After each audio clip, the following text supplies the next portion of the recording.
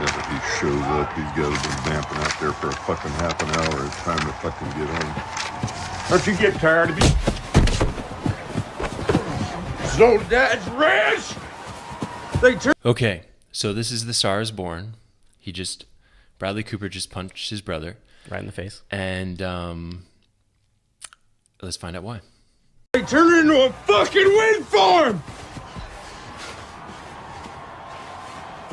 I bought that for you. So Bradley Cooper had bought his brother the house that they grew up on, and his brother sells it, and they made it into a wind farm. And Bradley Cooper didn't know about this until now.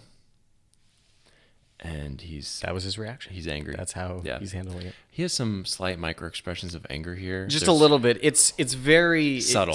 It's very subtle. Very subtle. But if you look hard enough, you can tell he's angry. Pay attention. For you. Where's his grave? He washed away in a fucking storm. His grave isn't there anymore. I've told you, but you were fucking drunk. You were fucking loaded and already pissing yourself a swan song. So, some nice empathy from the brother. Right. Really kind of just sets the... really trying to understand where he's coming from and why he's showing those subtle micro expressions of anger. Yeah. Actually, the brother is... he's defensive. I Yeah. mean, obviously, he just got punched in the face. Yeah. So he comes back, with his strength and kind of counterattack. Not the best idea when you're in sort of a relational, fight, is to do the counterattack. But let's notice it. Brings up his drinking, brings up his drug use. Fuck, you shed a tear for that piece of shit you idolized for no goddamn fucking reason. So, what do you think? I think there's some jealousy there, perhaps, of maybe he idolized his father when perhaps he was the one actually taking care of the family, and keeping it going. Because, in the film we learned that both Bradley Cooper's character Jackson and his father were drinking buddies, so they would constantly get drunk together. And so if they got into a stupor, as much as Bradley Cooper's character does, which is probably likely, then it most likely fell onto the older brother to take care of everybody. Yeah. So there's some resentment there. Resentment. There's some just built up anger from years and years of watching that. Mm-hmm. And still in it too. And still in it, yeah. His grave washed away.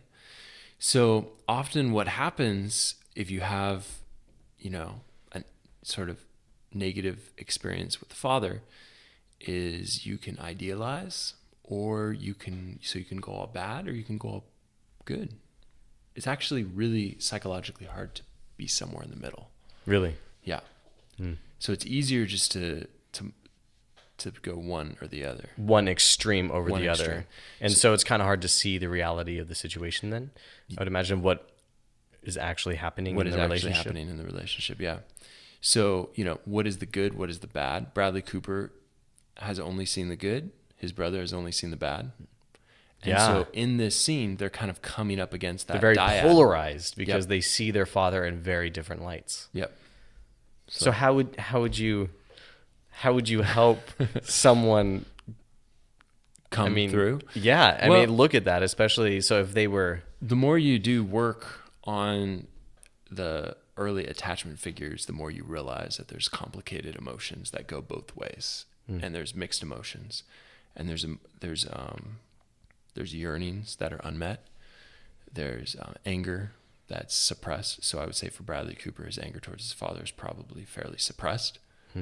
And he's in, it's deep down there, and it's probably driving a lot of his addiction to some degree. So, if you don't work through it, it gets manifested out into ways that are unhelpful. So let's keep going. All Dad ever did for you was make you his fucking drinking buddy. And he'd be right there with me with still love, and you fucking know it. What did you think? And I was gonna fucking take care of it. While I'm fucking cradling your ass all over the goddamn world.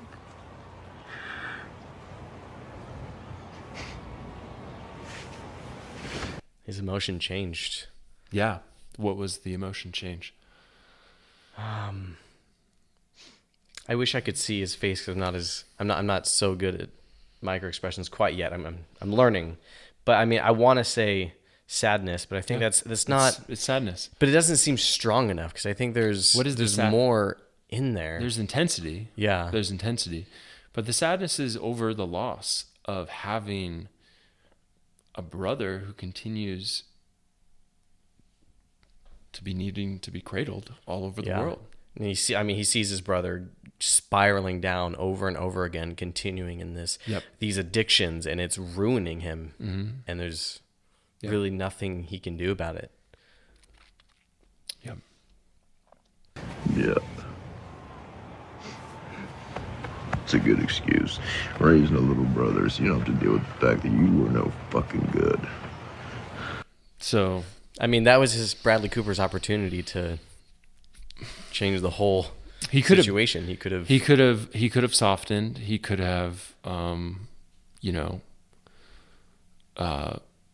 agreed at the truth of the statement, that he's been cradling him around. And yeah, you're right. Like, it would be incredibly tough to have to take care of me. And I can see why you would neglect the house that we grew up at, for which you obviously have a lot of resentment that I had no idea existed. Mm-hmm. So that would be empathy, but he does a counterattack, right? Because that's what happens in fights. Which people need to protect. Makes everything worse. People need to protect their egos though, and he's got his own ego, which is hurting him and helping him to some degree. I was no good. Why'd you steal my fucking voice? Huh? You have nothing to fucking say.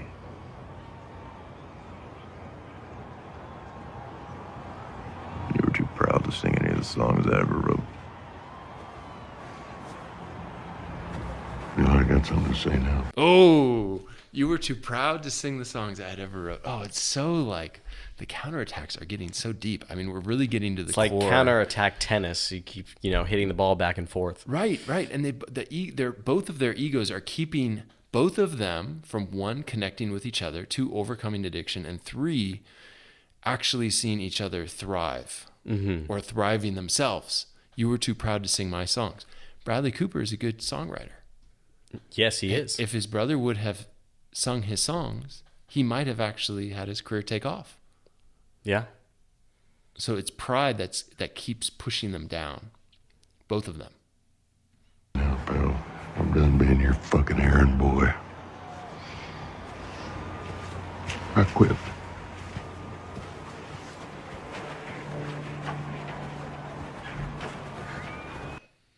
Interestingly, she just kind of stands by him here. Yeah.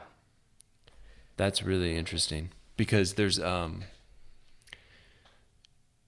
challenging of him. Mm-hmm. There's no, and I've seen this a number of times when an alcoholic will come into the hospital for a medical issue.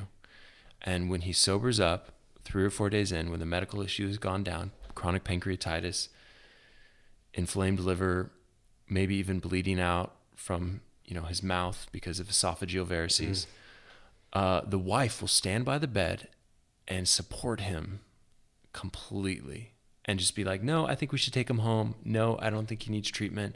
No, I don't think he has any issue. And we'll be trying to convince him, no, I think he should come to a program 5 days a week and stay in a sober living. But I've seen it time and time again, and it enables it. And that's why Al-Anon is there, right? To basically help the partner learn to have boundaries, learn to set structure that will actually allow the person with the addiction to overcome their addiction. Do you think that stems from codependency? If that's a word that people like to use, yeah. But it's the basic siding with the aggressor, and the aggressor being the one who is self-destructing their unit together. Because him drinking alcohol and using drugs is self-destructing them as a couple. So it's siding with that instead of setting up boundaries, setting up structure that would allow her to thrive.